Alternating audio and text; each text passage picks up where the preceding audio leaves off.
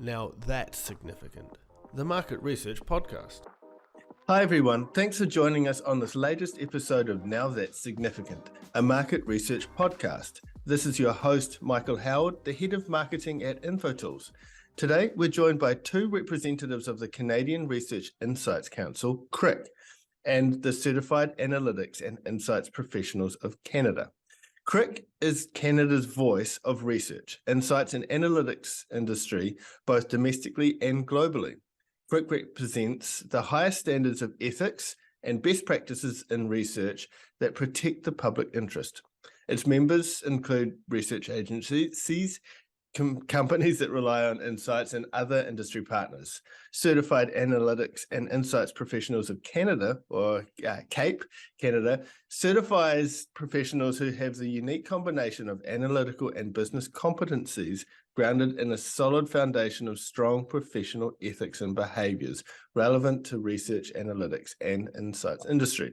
I'm pleased to introduce John Tabone, CEO of CRIC and Director of CAIP Canada, and Grace Wu, Manager Communications, Events and Sponsorships of CRIC and Manager Member Value and Growth at CAIP Canada. So John and Grace, thank you so much for joining us on the episode today. Yeah, thanks so much for having us. You're welcome. What's the most significant thing that you two would like to tell us and share with us today, which we'll unpack throughout the episode? Thanks, Michael. Let me start. I'm going to highlight what I see as really some of the greatest challenges and opportunities facing the research, analytics, and insight sector, both in Canada and really honestly, globally. These include some of the current economics trends we're facing, the issue of data quality, maintaining trust of those participating in research, and also ensuring our industry is taking advantage of the latest technologies that I think are going to be critical to supporting our continued growth. And I'm going to focus on how CRIC and CAIP Canada are ensuring we are attracting the talent our industry needs to address those challenges and take advantage of those opportunities. So both pertinent topics to address related to. So John, can you start off by speaking a little more about the current economic trends you see facing the industry?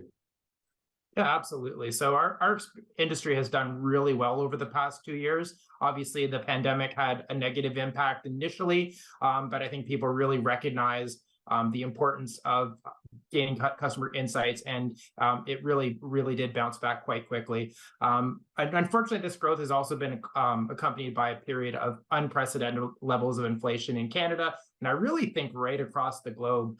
I know here in Canada, our central banks have raised the interest rates to try to curb inflation at really an unexpected pace, and they've gone up quite a bit. Certainly, that has had an impact on spending and hopefully inflation as well. But certainly, as we are approaching 2023, I'm hearing from a lot of companies that they're approaching things a little bit more cautiously as we deal with the threat of a potential recession. I'm hearing from some of our members on the client side that more than ever, they're needing to demonstrate ROI, or as we refer to it as return on investment in insights. I'd say the positive news is that the need for insights has really never been greater. Typically, we know what's going to happen in a recession. In this post-pandemic threat of a recession, things are really being turned on their head. We're seeing people spending on things that would normally be cut, and areas that had normally benefited from recessions. Some of the staple products are actually seeing a decline. So this is really unlike any recession or threat of a recession we've seen before. And I think more than ever, it's not good for the world, but a positive for our industry is that people are going to need the insights, and more than they probably ever have. So I'm hoping that we're going to see that allow our industry to continue to do well despite the the economic risks that we're facing right now. Yeah, sure. So we've there's one way I've heard the situation that we're going through now as being a polycrisis. So we had the pandemic, which was a health related, and now we've had inflation, and so the economic pandemic, if you will, going through. And so the amount of change in consumer behavior, attitudes, etc., is astronomical. One key thing about the insights industry is that we seek to understand people and how they act and think, etc., part of that is having really good data to back that up, to help try and understand that. So quality becomes this huge issue. Can you speak to a little bit about that, John? Yeah, I mean, data quality is fundamental, as you said, to our industry. Data quality is what we rely on to be able to provide those insights. Our industry really needs it, and we're certainly seeing some threats to it. I don't think they're completely new, but I think they're growing. I really do expect in 2023, we're going to see a real different focus on particularly sample. I think we're going to see more clients asking questions about sample. And how it's being sourced and who's participating in their surveys, because I'm already hearing where situations where tracking studies are providing results that are a little bit unexpected, and it's definitely raising some questions. I don't think these are new. In fact, I think they've been going on for a little while. But one of the things that really I think brought the concerns to the forefront was something that took place at the SMR Congress back in Toronto, where Innovate MR and Opinion Route did a presentation with interviews with two fraudsters that basically explained how easy it was and why they were doing it. I think it really did bring one of the risks really to the forefront. So I think that's good news. I think it's getting people to ask questions, and asking questions is going to lead to increased transparency that I think is really important to solving some of the issues. And I think the good news is people have been working on some of the solutions for a while. And more recently, CRIC has been in conversations with SMR, MRS, SampleCon, and IA to join a global initiative to fight fraud and boost data quality. I think really together, by working, by these leading associations working together, we're going to be really well positioned to deal with the risks to data quality. I do think as part of that conversation, we are going to see end clients asking more questions about sample from their sample providers, their agencies, and I really think that is a good first step, because if they're not paying attention to it, if they're looking at data as just a commodity where lowest price is all that matters, I think we're going to continue to see low quality data. But I really do think that's going to be one of the things we're going to see changing in 2023. Yeah, cool. So Grace, from a skills perspective and employee focus, what are some of the things that we can do as individuals to help try and boost up this quality, training or courses or whatnot that you've seen around the industry? Well, I can say that one of the challenges our industry faces is that we haven't done enough to promote the existing careers as an insights professional. CRIC has been working to grow relationships with academic institutions to grow that pathway. We have a committee of leading academics that are working with us on initiatives that shine a light on the existing careers that exists in the insights industry. We're working with our academic partners to give presentations at post-secondary classes and career events about the opportunities that exist for insights professionals and marketing research. We're also working with them to launch a student case competition. And this is all to grow the industry and ensure that the insights professionals remain skilled and has a voice. Yeah, sure. So, John, just coming back to you now, you mentioned that the need to gain trust of individuals participating in research is vital. What are some of the challenges that we face in this area, and what's CRIC doing about it? Absolutely. I think probably more than ever, certainly in Canada, I really think around the world, people are being bombarded with requests through email, through text, through phone, some of them legitimate, a lot of them not. And it's really, really difficult for the average person to be able to differentiate those. So, I think we as an industry have to do more to help them. And that's where CRIC has really tried to step in. A key thing that really differentiates our industry is the standards that we have, our high standards, particularly with respect to data quality. And I know those are also shared among all the industry associations around the world. And I think we really need to put that at the forefront when we're communicating with the public, and use that as a way to differentiate ourselves. In Canada, we found that research with Canadians has indicated that when people are asking them to participate in a survey, they expect these research agencies to belong to an association that does commit to these high standards, particularly with the use of their personal data.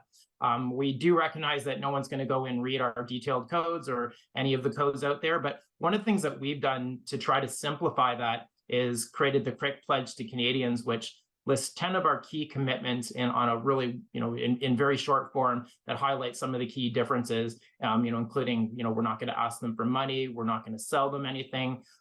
It's their choice on whether they want to participate in research or not. And another really key thing, and it's part of our pledge, is that we have a way for them to verify the legitimacy of our survey, and that's through something we call the CRIC Research Verification Service.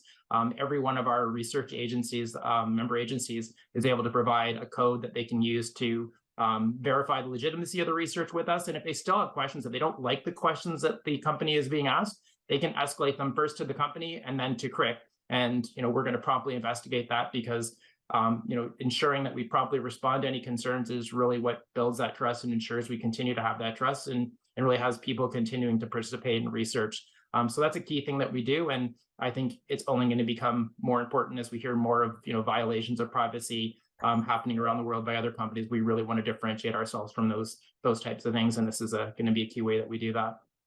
Cool. Now, am I right in saying that there was some legislation put in around mandatory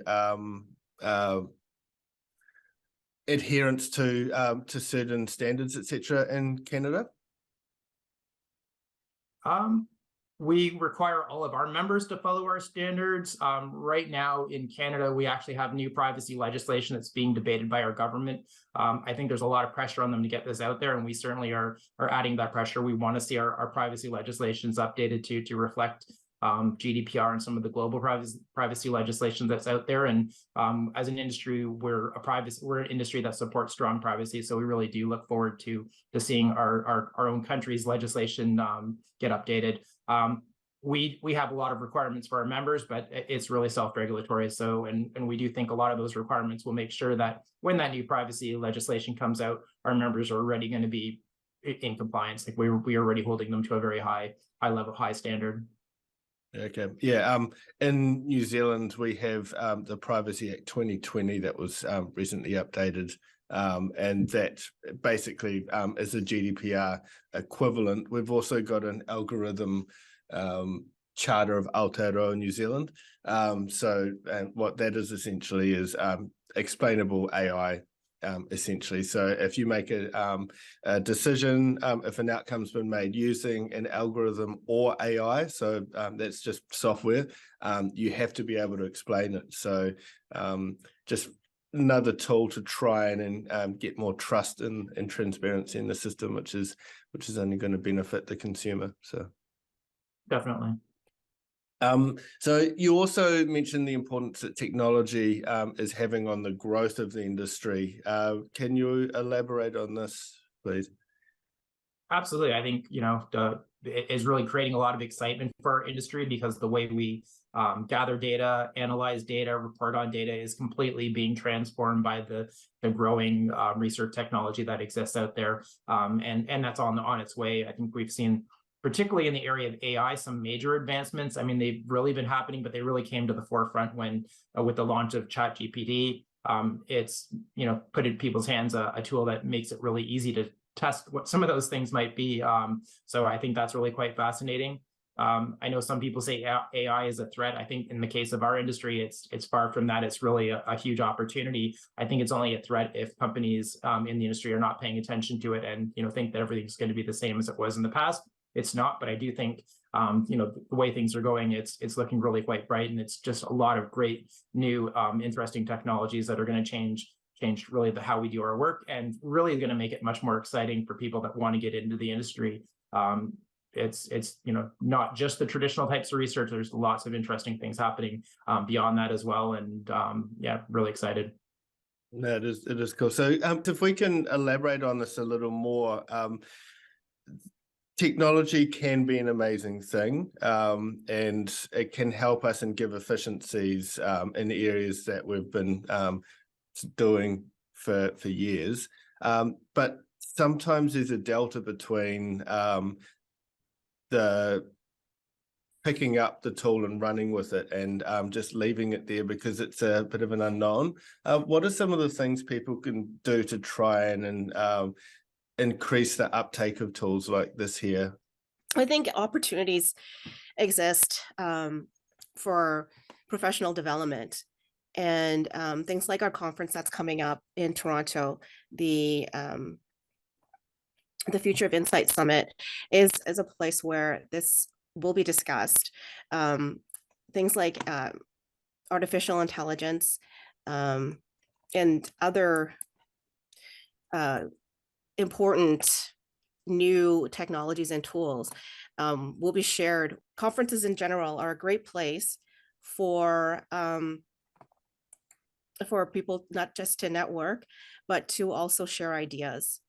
And we're very lucky after the post-pandemic that we have the opportunity now to be back in person to do so. Yeah.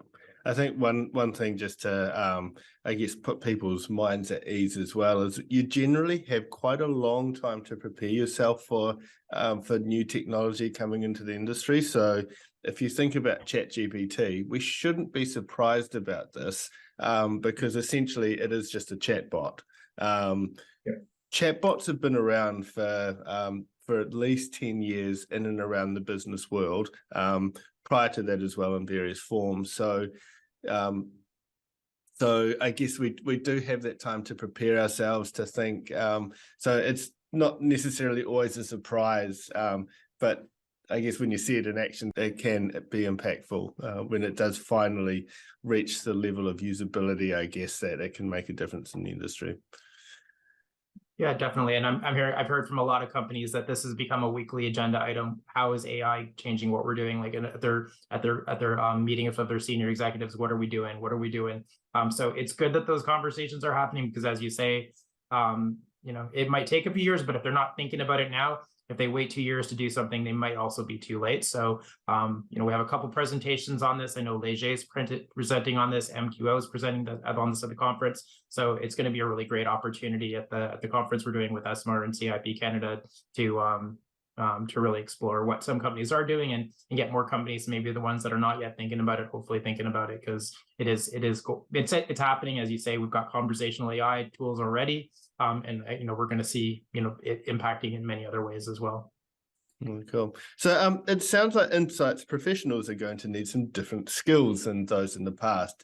Grace, can you share how you're working to attract the talent that our industry needs? Well, in other professions, the pathway to becoming a professional is more established. For example, if someone wanted to go into accounting, they could work towards becoming a chartered professional accountant in Canada. And if they wanted to get into law, they would work towards becoming a lawyer. In Canada, we have established the Certified Analytics and Insights Professional, or CAIP, as a professional designation that is modeled after other professions with an established professional direction. The CAIP provides a clear pathway to a career in our industry, and like other professionals, also requires a commitment to professional development and adherence to a professional code of conduct. Can you tell us a little bit more about this code of conduct? What's included in it? Okay, well, the code of conduct is the Canadian Research Insights Council standards, and which are adopted from the SMAR code. So it's very much the same as the SMAR code. So it's the same standards that insights professionals around the world really are following. And it really is about how we deal with individuals. It's the data privacy, it's the not selling, it's keeping their information confidential and using it in aggregate form, not directly having impacts or harm to the individuals. So it's a lot of the key things that are in the global standards around the world, and that really does differentiate ourselves from other types of professionals. So yeah, it's good to hear that those guardrails are in place. Definitely. So how can people become part of CAIP? Well, they have to complete a required education program, such as those offered by CRIC's post-secondary partners. One of our online partners is the MRII in the University of Georgia, who offer the Principles of Marketing Research course. CAIP candidates must also complete 2 years of professional experience that gives them the opportunity to apply the skills they've learned. Once they have obtained the requisite education and experience, they will be required to pass a comprehensive 7-hour proctored exam to demonstrate that they have the competencies required to be a CAIP. CAIP Canada offers all candidates a prep seminar to help them prepare for the exam. Okay, and for those who are CAIP, how do they progress their career in the industry then? CRIC and CAIP Canada are working together on ways to help professionals advance their careers. One initiative is our participation in the SMR Research Got Talent competition. This program is designed to allow younger researchers to take a lead role on a project on behalf of a charity. The winners are get significant profile both in their country and globally. And this will be Canada's 3rd year participating in Research Got Talent. That sounds interesting. What's been some of your highlights from students that have gone through that? There was a very interesting study that our winners last year did. It was Stella and they were featured actually on CBC, Our national broadcaster. Yeah, our national broadcaster, on their study. It was a very interesting study on the adultification of young Black women or girls, actually, and it was based on a charity that they selected, and it's quite interesting. It's on our website as well as on theirs if listeners want to get more information on that. But I think it's sorry, go ahead. No. I'll be sure to put it in the notes. So some of the Definitely. findings that you found from it. Yeah, definitely. So it was looking at how young Black children were being treated as adults and facing, various barriers and biases, young Black females, and looking at ways that this needs to change. So it's sort of an institutional bias that they had found in this research, and it provided a bunch of different solutions and really brought light to something that people weren't really aware of as an issue, and so I think what the work they did was quite fascinating, and it's been, as Grace mentioned, it's getting coverage across the country, including on our national broadcaster. So we're really excited by the impact that they've had, and being able to use research to not only do good, but really to bring to light something that probably people weren't even aware of how serious and a concern it was. Yeah, cool.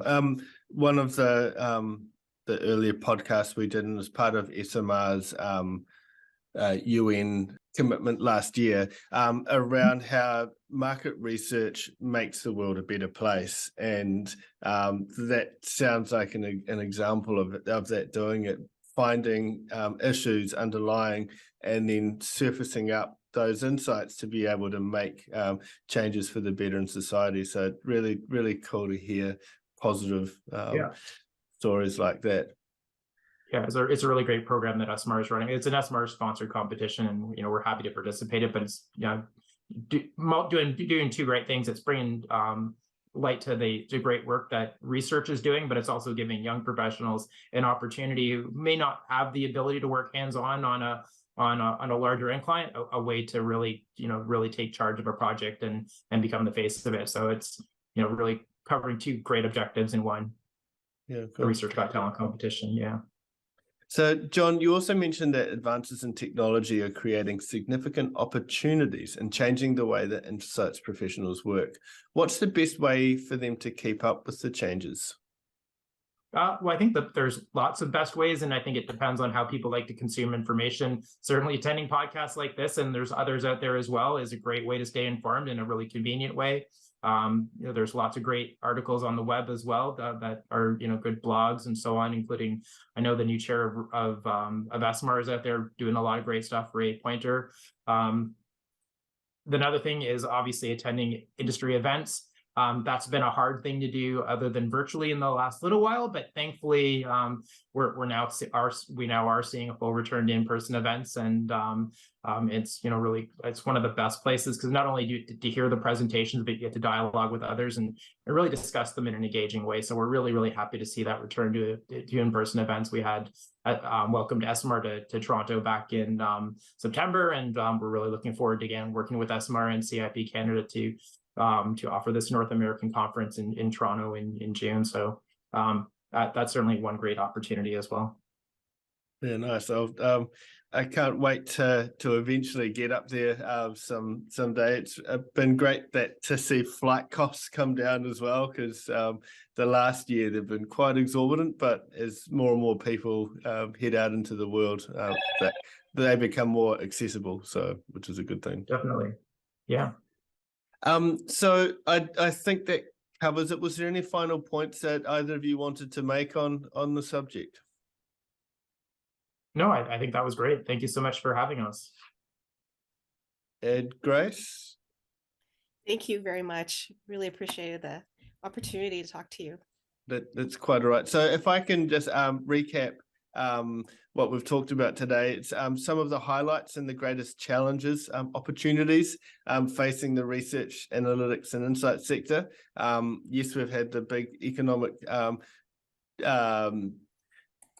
tidal wave, you could say, that's hit us. That was following a good follow-up from the pandemic.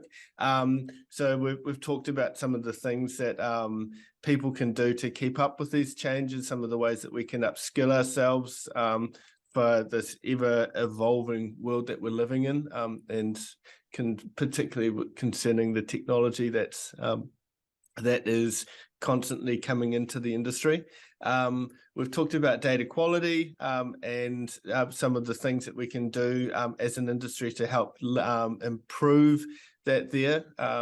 The watch outs that we have from a survey fraud perspective and our samples, etc. as well. So being mindful of improving those with the end goal of making our insights that we're generating giving people more confidence in them so they can actually make meaningful changes in their businesses and to consumers as well.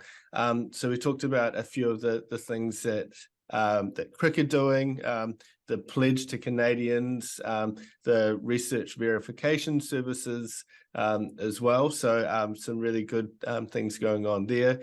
Grace talked about CAIP and some of the things that industry professionals can do to lift their overall insights professional careers, and also how people can become a member of CAIP as well. So really good to see that things are going strong and well in Canada.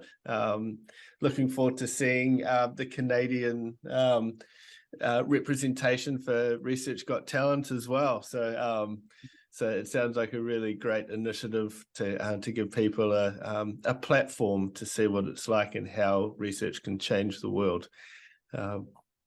So with that, thank you both for joining us on the show today. Yeah, thank you again so much for having us. Thank you. You're welcome. And thanks to everyone else for listening on the episode today. If you did like what you've heard, feel free to share this with other people, leave a review, or even subscribe to the podcast. If you do want to check out some of the things that we've talked about today, check out the episode notes. We will add some links in there to find out more about CRIC, CAIP, and also SMR's got Research Got Talent. Research Got Talent as well. So thanks all, and thanks for listening to Now That's Significant.